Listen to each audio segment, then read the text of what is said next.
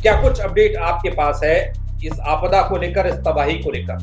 बीती रात ही 4 जनपदों में एक साथ बादल फटने की घटनाएं सामने आई। रेस्क्यू ऑपरेशन अभी चल रहा है। तस्वीरें सबके सामने हैं कि कैसे पूरे के पूरे गांव के बीच में को एक गदेरा, एक पूरा पानी का सैलाब आ जाता है। पर बादल फटा या सैलाब आया जिससे गांव के गांव तबाह हो गए, लोगों की जिंदगी मुसीबत में आ गई। यहाँ की तस्वीर को थोड़ा बताने की कोशिश करिएगा। बिल्कुल पंकज, अगर रुद्रप्रयाग डिस्ट्रिक्ट की बात की जाए तो बसु केदार जो क्षेत्र है उस पर सबसे ज्यादा नुकसान है। और बसु केदार इलाके के ही जो एक ग्रामीण इलाके हैं, वहां पर चाहे खेती की बात हो या फिर जानमाल के नुकसान की बात हो, सबसे ज्यादा नुकसान इस क्षेत्र को आया है रुद्रप्रयाग जनपद के। इसके अलावा छोटे छोटे नुकसान और भी जगह हुए हैं। अगर धराली उत्तरकाशी आपदा की बात की जाए तो आधिकारिक आंकड़ा 60 से ज्यादा लोगों का है जो लापता है। जो लास्ट आंकड़े जारी किए गए थे कि वहां पर जो स्थानीय पुलिस प्रशासन है वो मुनादी के माध्यम से लोगों को सचेत करने का काम कर रहा है कि आप तटीय इलाकों से दूर रहे। नमस्कार, पहला दगड़ियों में पंकज रौतेला, आप देख रहे हैं उत्तराखंड न्यूज। उत्तराखंड में न्यूज मौसम विभाग की तरफ से और मौसम की मार की आ रही है, जहां एक साथ कई जिलों में कई बादल फटे, कई लोगों की जिंदगियां चली गई, कई लोग जमींदोज हो गए और कई रेस्क्यू ऑपरेशन चल रहे हैं। ये कई का मतलब समझ रहे हैं आप। धराली आपदा के बाद से लेकर अब तक स्थिति बेहद चुनौतीपूर्ण बनी हुई है, बेहद आप कह सकते हैं तकलीफ वाली बनी हुई है। 5 अगस्त वो तारीख और आज की तारीख, इस दरमियान जो कुछ हुआ, मौसम ने जिस तरीके से बेरहमी पहाड़ पर दिखाई, वो हम सब के सामने है। अब जो मौसम को लेकर अपडेट है और जो एक साथ 2 नहीं 3 नहीं 4 5 जिलों में जो एक साथ बादल फटे पहाड़ों पर, उसको लेकर क्या अपडेट है, क्या जानकारी मिल पा रही है, क्या रेस्क्यू ऑपरेशन कितना हो पाया है, चल रहा है तो कितना चला है और किस तरीके से लोगों को बचाया जा रहा है, सब जानकारी हम लेंगे। हमारे साथ हमारे सहयोगी अजीत जुड़ रहे हैं। अजीत, बड़ा तकलीफ देने वाला है। अगस्त का महीना बहुत ज्यादा तकलीफ दे गया ऐसा लगता है, खासकर मौसम को लेकर। मानसून तो हर बरस आता है, लेकिन इस बार कुछ ऐसा तबाही का मंजर देखने को मिल रहा है कि कहने के लिए कुछ बचा नहीं है। रूह कपा देने वाली तस्वीरें आ रही हैं। क्या कुछ अपडेट आपके पास है इस आपदा को लेकर, इस तबाही को लेकर? तो ये समय चल रहा है। अमूमन इस समय तक मानसून की विदाई हो जाती है, लेकिन पहाड़ के जो हम हालात देख रहे हैं, 5 अगस्त का दिन का जिक्र आपने किया है कि एक बड़ा दिन था कि 5 अगस्त को उत्तरकाशी के धराली क्षेत्र में एक ऐसी आपदा हमने देखी जो शायद पहले ना देखी हो। केदारनाथ की आपदा देखी थी, लेकिन उसमें इस तरह के नुकसान की खबर एकदम से सामने नहीं आई थी। हालांकि नुकसान बहुत ज़्यादा हुआ था, लेकिन धराली में जिस तरह से पूरा क्षेत्र ही वॉश आउट हो गया 5 अगस्त को, और उसके बाद से लगातार पहाड़ में इस तरह की घटनाएं हो रही हैं। आज 1 महीना होने जा रहा है इस पूरी घटना को, लेकिन उससे पहले ही कई घटनाएं, कई क्लाउड बर्स्ट की सूचनाएं उत्तराखंड में आ चुकी हैं। लगातार बड़े नुकसान यहाँ पर हुए हैं और इसी तमाम चीज़ों में काफ़ी जानमाल का नुकसान भी हुआ है। कई लोगों को अपनी मौत का शिकार यहाँ पर होना पड़ा, कई जानमाल का इसमें नुकसान हुआ है।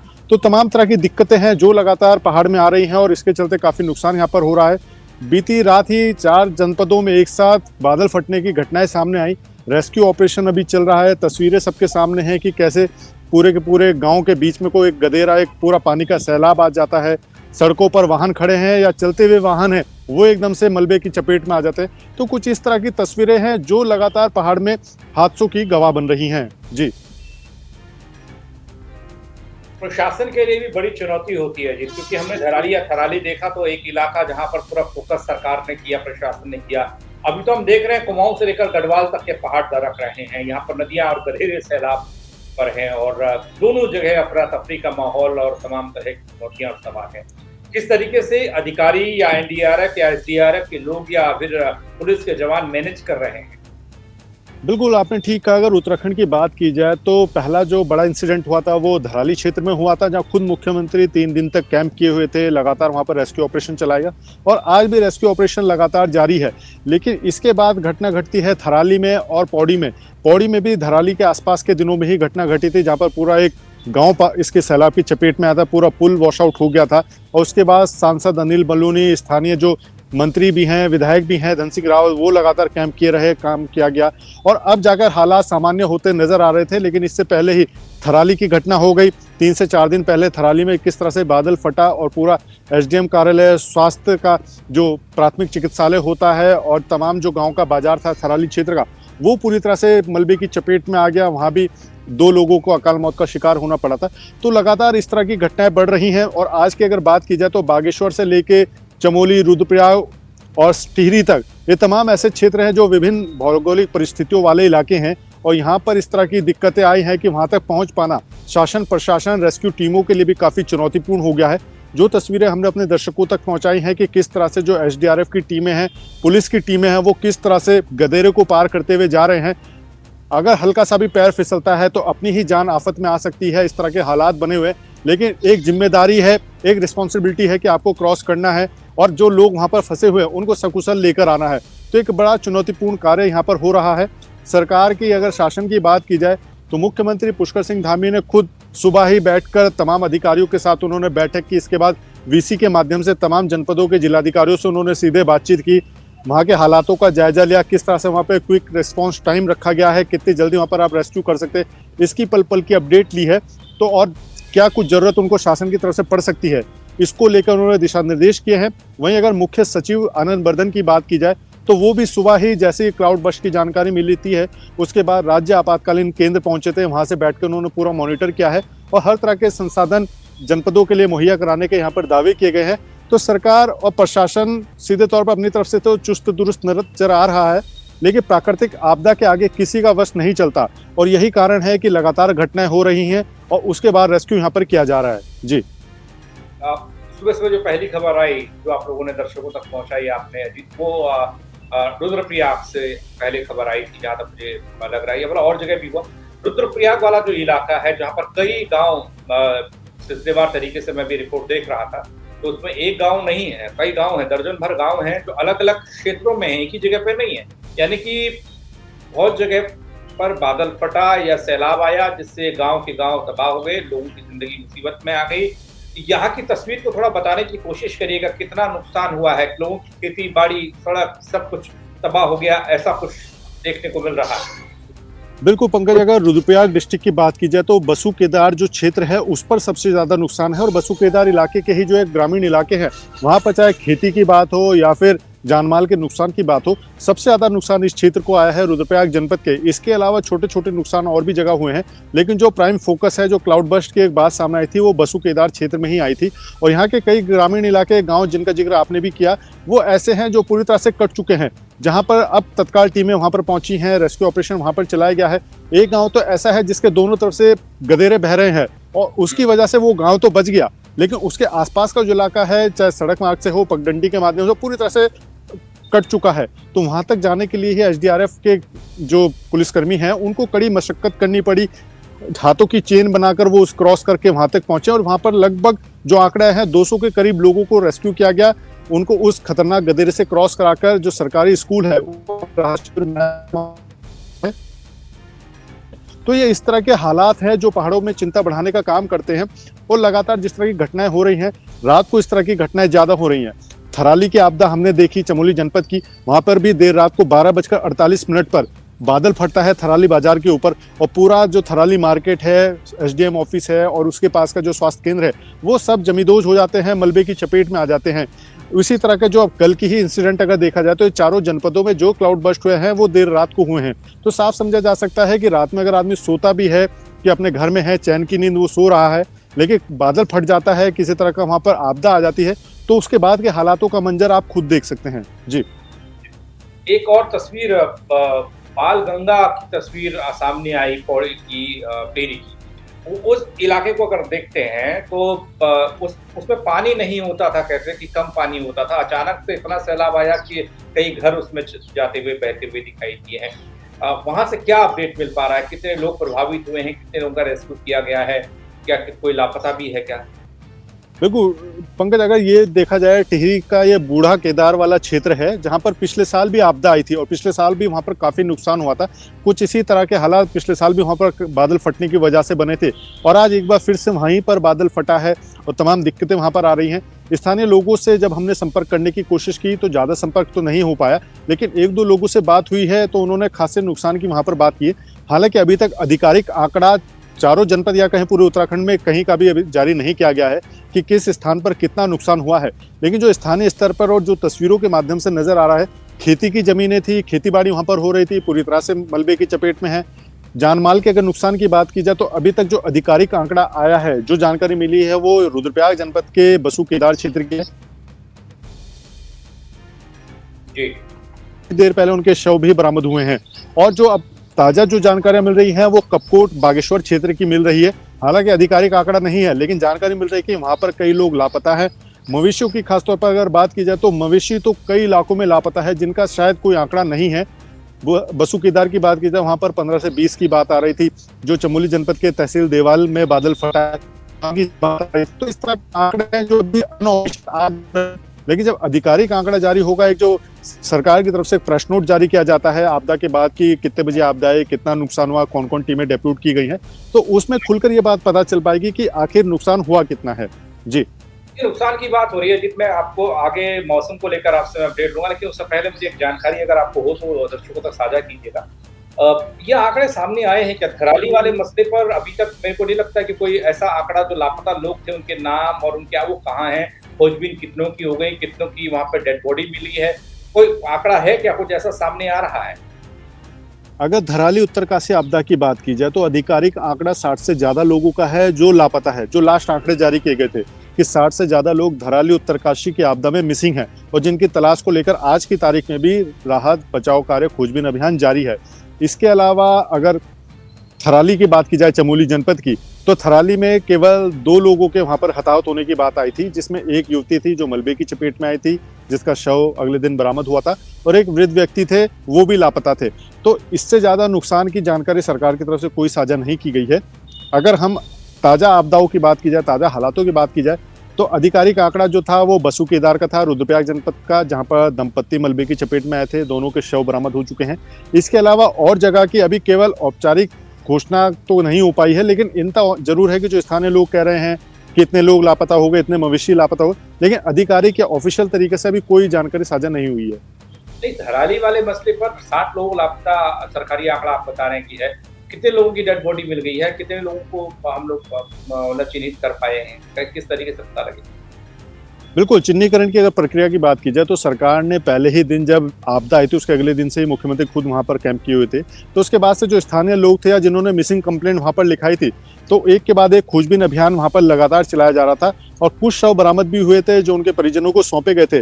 लेकिन और कितने शव वहां पर हैं, मिले हैं, नहीं है, इसकी कोई जानकारी इतनी पुख्ता नहीं मिल पाई है कि कितने लोग मिसिंग थे और कितने वहां पर ऑफिशियल तरीके से हैंडओवर किए गए हैं। लेकिन आज की तारीख में भी बचाव कार्य, राहत कार्य चल ही रहा है उत्तरकाशी जनपद में। लेकिन मौसम जो है वो लगातार बिगड़ा हुआ है, इसके चलते कई दिक्कतें भी आ रही है पूरे पहाड़ में, और लगातार सरकार की भी कोशिश यही है कि जल्द से जल्द राहत और बचाव कार्य यहाँ पर पूरा किया जाए, जिससे जो लोग आपदाग्रस्त हुए हैं, जो प्रभावित हुए हैं, उनकी मदद की जा सके, और अगर कोई मिसिंग है तो उनको भी राहत दी जा सके। कई लोगों की जान गंवाने की खबरें अभी आ रही हैं। अभी मैं देख रहा था कि कई लोग, आपने जिक्र किया बागेश्वर का, कपकोट का, वहां पर तकरीबन 5 लोगों के मारे जाने की खबर है इस आपदा में। मौसम को लेकर क्या अपडेट है जी? क्योंकि हम देख रहे हैं कि बेमान मौसम और इस तरीके से मौत बरस रही है पहाड़ में, बारिश के रूप में ये देखा जा रहा है। मौसम विभाग क्या कह रहा है? अलर्टनेस क्या है? और कोई एहतियाती कदम उठाए गए हैं क्या? कोई मुनादी की व्यवस्था की गई है क्या? अगर हम पहाड़ में मुनादी वगैरह की बात करेंगे तो फिर किस तरीके, कैसे मैनेज किया जाए? बिल्कुल, आपने बिल्कुल ठीक कहा। अगर मुनादी की बात की जाए तो उत्तराखंड प्रदेश में मुनादी एक सबसे सशक्त माध्यम बना हुआ है इस वक्त लोगों को अलर्ट करने का। ये थी कि वहाँ पर जो स्थानीय पुलिस प्रशासन है वो मुनादी के माध्यम से लोगों को सचेत करने का काम कर रहा है कि आप तटीय इलाकों से दूर रहे। और एक बड़ा कारण भी समझा जा सकता है कि इसके चलते जो जानमाल का नुकसान है वो कम हुआ है। देहरादून की अगर बात की जाए तो देहरादून में भी लगातार मुनादी होती रहती है। नदियों के किनारे जो तटीय इलाके हैं वहाँ पर पुलिस अपने गाड़ियों के माध्यम से अलर्ट करती रहती है, लोगों को मुनादी करती रहती है। इसके अलावा अगर मौसम की बात की जाए तो रेड अलर्ट एक बार फिर से यहाँ पर दोपहर 1 बजे जारी किया गया है अगले 24 घंटे के लिए, जिसमें देहरादून जनपद भी शामिल है। पहाड़ के 3 से 4 जनपदों को इसमें शामिल किया गया है कि रेड अलर्ट कल दोपहर 1 बजे तक बरकरार रहेगा। इसके मौसम की 2 सितंबर के लिए फोरकास्ट अभी जारी हुआ है अगले 5 दिनों के लिए कि 2 सितंबर तक मौसम इसी तरह का बना रहेगा। भारी से भारी बारिश भी हो सकती है पूरे उत्तराखंड में और तमाम तरह की दिक्कतें पैदा हो सकती हैं। तो इसके चलते लोगों से सचेत रहने की अपील की गई है। लोगों से खासतौर पर जो अगर पहाड़ों की तरफ आवाजाही कर रहे हैं तो उनको पहले मौसम विभाग के फोरकास्ट को देखने की अपील की जा रही है कि आप पहले मौसम का पूर्वानुमान देखें, उसके बाद ही जाएं। और अगर ज़्यादा जरूरी ना हो, आवश्यक ना हो, तो आप अपनी यात्रा करने से भी बचें, क्योंकि लगातार जिस तरह की तस्वीरें आ रही हैं पहाड़ों से, पूरी की पूरी बस, हमने भी कई तस्वीरें ऐसी दिखाई हैं। श्रीनगर धारी देवी के आसपास का ये क्षेत्र है जो डैम से लगती हुई सड़क है। अब उस सड़क को भी पूरी तरह से डैम के पानी ने अपने चपेट में ले लिया है और उसी के अंदर से जो यहाँ के स्थानीय परिवहन की सेवा है वो बच जाती हुई नजर आ रही है। तो इस तरह के हालात पहाड़ों में बन रहे हैं, गाड़ियां मलबे की चपेट में पूरी तरह से फंसी हुई नजर आ रही है। तो ये हालात हैं कि आप जा तो रहे हैं ठीक समझकर, लेकिन कब एकदम से मलबे का सैलाब आ जाए, ऊपर से पहाड़ या बोल्डर कोई गाड़ी के ऊपर आ गिरे, तो तमाम तरह की ऐसी दिक्कतें हैं जो पहाड़ में आपको फेस करनी पड़ सकती हैं। अजित, एक और सवाल है, मौसम को लेकर आपने अपडेट दिया, अब दर्शकों तक पहुंचे। ये धारी देवी वाला जो आपने जिक्र किया इस इलाके का, मुझे याद है कि यहाँ पर जिस तरीके से खतरे को लेकर, पानी के सैलाब को लेकर बहुत पहले खूब हल्ला हुआ था मंदिर को ऊपर करने को लेकर, या तो जिस तरीके से, और आज हम गाढ़ गधेरों के किनारे वाले गांवों को पुनर्वास, उनका शिफ्टिंग उनकी करने की सोचते हैं, जहाँ पर ऑलरेडी कई ऐसी धारी देवी मतलब हमारी आस्था है, मंदिर कई वहाँ पर है। कितना ये संभव है और कैसे ये हो पाएगा, कैसे हम गांव को बचा पाएंगे? कोई प्लान निकल कर सामने आया? क्योंकि अजय कोठियाल को एक पुनर्निर्माण की जिम्मेदारी दी गई थी केदारनाथ की, अभी धराली की भी दी गई है, और ये कहने को हालांकि बहुत आसान होता है पुनर्वास कर लिया जाए। अब हम ये देख रहे थे कि कहीं पर अजय कोठियाल बोल रहे थे कि धराली में दो टाइप के लोग हैं, जो कुछ तो वहां से शिफ्ट होना चाहते हैं और कुछ वहीं रहना चाहते हैं। अब हम जहां पर आपदा आई, देखिए ना पॉलिसी कैसी, जहां पर आपदा आई हम वहीं पर उनको बसाएंगे फिर से। अब बसाएंगे चाहे आड़ा तिरछा कैसे बसाएं, आपदा इधर अभी इस तरफ से आई, कभी इधर से आ जाए, कभी उधर से आ जाए, कुछ कहा नहीं जा सकता, लेकिन कोई पॉलिसी नहीं है। बिल्कुल, अगर सरकार की बात की जाए तो सरकार लगातार इस पर मंथन करने की बात कहती है और रिहेबिलिटेट करने के भी यहाँ पर कई बातें गिनाई जाती हैं कि पुनर्वास करना है कई गांवों को। और अभी तक की अगर हम देखा जाए तो सबसे ज़्यादा जो दिक्कतें आई हैं वो टिहरी बांध बनने के बाद आसपास के क्षेत्र में आई हैं, और वहाँ के कई इलाके ऐसे हैं जिनको पुनर्वासित करना है, लेकिन आज तक भी उनकी शिफ्टिंग नहीं हो पाई है। तो ऐसे में सरकार चिन्हित जरूर कर रही है कि फला गाँव को विस्थापित करना होगा क्योंकि वो आपदा के क्षेत्र में आ गया है, डेंजर जोन में आ गया है। कई इलाके ऐसे जो नदी के किनारे हैं। अगर हम धराली, पर्टिकुलर धराली की बात की जाए, उत्तरकाशी जनपद की, तो जिस स्थान पर आपदा आई है, धराली मार्केट जो पूरी तरह से वॉश आउट हो चुका है, अगर वहाँ पर हम 25 से 30 साल पहले की तस्वीरों को देखें तो वहाँ पर पूरी तरह से नदी का ही मुहाना वो बना हुआ था। जो खीर गंगा आती है और सीधे नीचे भागीरथी में मिलती है, वो खीर गंगा का एक मुहाना था। पूरी तरह से वहाँ पर केवल नदी का ही इलाका नजर आता था, और 30 से 40 साल के भीतर वहाँ पर पूरी तरह से कैसे पूरा मार्केट डेवलप हो गया। सबसे अच्छा मार्केट वहाँ पर बन चुका था, रिजॉर्ट अच्छे अच्छे बन चुके थे, खेत के पूरे वहाँ पर बागान लगे हुए थे, और अब वो पूरी तरह से एक बार फिर से अपने पुराने स्वरूप में लौट चुका है। तो सरकार को इन चीज़ों को भी देखना होगा कि कहाँ पर लोग बस रहे हैं, कहाँ पर नई बस्तियाँ, नई आबादी बसने लग रही है। तो इसको लेकर भी सरकार को मंथन करना होगा कि आने वाले समय में अगर लोगों को विस्थापित करते हैं, और अगर जिस तरह का जिक्र आपने किया कि कर्नल कोठियाल वहाँ का निरीक्षण करके लौटे, जनता से बातचीत करके लौटे, और वहाँ पर इस तरह की बात निकल कर सामने आए कि कुछ लोग शिफ्ट करना चाहते हैं, कुछ वहीं बसना चाहते हैं, तो उनको लेकर भी सरकार को मंथन करना होगा कि भाई आप किस कारण से या क्यों यहाँ पर बसना चाहते हैं, जब यहाँ पर इतनी दिक्कतें आ गई हैं। तो तमाम विषयों को लेकर सरकार को गंभीरता से निर्णय लेना होगा, और जो आपदाग्रस्त इलाके हैं वहाँ पर खास तौर पर फोकस करना होगा कि अगर यहाँ पर कभी आपदा आती है, सरकार के पास सारा डेटा मौजूद रहता है कि कितने साल, कितनी सदी, कितने वर्ष पहले यहाँ पर आपदा आई है या किस तरह की स्थिति रही है, तमाम भौगोलिक परिस्थितियां किस तरह की रही। जियोलॉजिकल के जो एक्सपर्ट्स हैं वो उत्तराखंड में काफ़ी ज़्यादा हैं। वाडिया इंस्टीट्यूट पूरा देश भर का वो इकलौता संस्थान देहरादून में मौजूद है जो लगातार ज्योग्राफी पे जियोलॉजिकल सर्वे करता रहता है। तो आप तमाम एजेंसी से बातचीत कर सकते हैं, उसके बाद यहाँ पर लोगों को बसाने का भी काम कर सकते हैं। जी भाई, छोटे शब्दों में जवाब आपसे चाहिए होगा, क्योंकि आपने आगाह करने वाली बात का जिक्र किया, वाडिया का जिक्र आपने कर लिया, तमाम रिसर्च हुई, हिमालयी बेल्ट को, उसका एक इलाका ऐसा है, एक क्षेत्र ऐसा है जहाँ जहाँ गाँव आते हैं, जो क्षेत्र है उसे डेंजर जोन में कई बार बता दिया गया है। लेकिन उन सब के बावजूद भी ये जानकर भी अनजान बने रहना ऐसे खतरों को, ऐसी आपदाओं को दावत देने जैसा नहीं है। उनको पता है इलाके ऐसे हैं, यहाँ कभी कुछ हो सकता है। इसके लिए नया प्लान कैसे बने? बिल्कुल, सरकार की अगर बात की जाए तो धराली आपदा के बाद खुद मुख्यमंत्री पुष्कर सिंह धामी ने केंद्र से बातचीत करके यहाँ पर 7 सदस्यीय टीम गठित करवाई है, जो उत्तराखंड के तमाम आपदाग्रस्त इलाकों का निरीक्षण, परीक्षण, अनुसंधान करने का काम करेगी कि यहाँ पर किस तरह की दिक्कतें हो रही हैं और आगे भविष्य में हम क्या कुछ कर सकते हैं। तो तमाम ऐसी चीजें हैं जिसको लेकर सरकारें, कोशिशें होती हैं, कागजे भी चलते हैं, फाइलें भी बनती हैं, लेकिन उन फाइलों का जो इनपुट होता है या आउटपुट होता है वो कितना धरातल पर हम निकाल पाते हैं, इसको लेकर भी सरकार को गंभीर होना होगा। केवल एक बार ऐसा ही नहीं कि आपदा आ गई, आपने कमेटी बना दी, रिसर्च हो गई और फिर फाइल डंप हो गई। अगर आपके पास कोई रिजल्ट निकला है उस चीज का तो उसको इम्प्लीमेंट भी करना होगा, तभी जाके आप जान माल या अन्य आपदाओं से निपट सकते हैं और यहाँ पर नुकसान से भी बच सकते हैं। जी चलिए, बहुत शुक्रिया। आप नजर बनाए रखिएगा मौसम के हालात पर, इस आपदा को लेकर जो आंकड़ा कोई जानकारी आप तक पहुंचे तो दर्शकों तक पहुंचाइएगा। बहुत शुक्रिया आपका हमारे साथ जुड़ने के लिए। तो अजीत मेरे सहयोगी बता रहे थे कि क्या हो रहा है पहाड़ में, कैसे आसमान से आफत बरस रही है और उसके बाद हम सिर्फ देखते रहते हैं और कुछ नहीं कर सकते। रात को अक्सर ऐसा देखने को मिल रहा है कि बादल फट रहे हैं। धराली में भी कुछ ऐसा ही हुआ, थराली में कुछ ऐसा ही हुआ। अब रुद्रप्रयाग का इलाका हो, फिर चमोली का इलाका हो, चाहे वो टिहरी का इलाका हो, चाहे बागेश्वर के कोट का इलाका हो, जहाँ पर तबाही तबाही तबाही देखने को मिल रही है। ये ग्राउंड रिपोर्ट जानने की हमने कोशिश की कि किस तरीके से काम हो रहा है।